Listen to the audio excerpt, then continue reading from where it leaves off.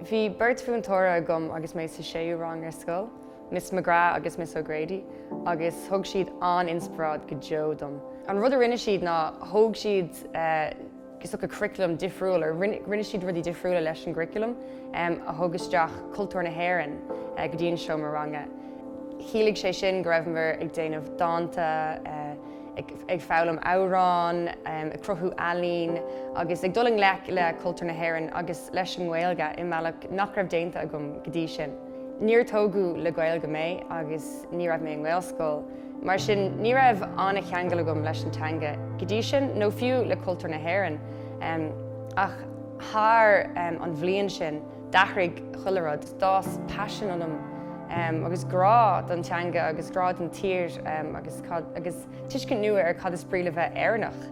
Cuaime go dtí an Ghaeltacht, agus a rís is an bhirt a bhúntóir sin a thugann spreagadom é sin i dhéanamh.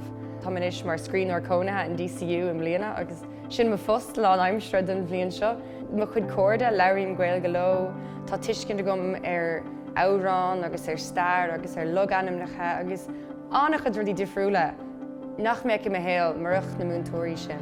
Mas rud gur thug múntóir an spreagadh chuite, té go teachersinspire.ie le de scéile roinnt.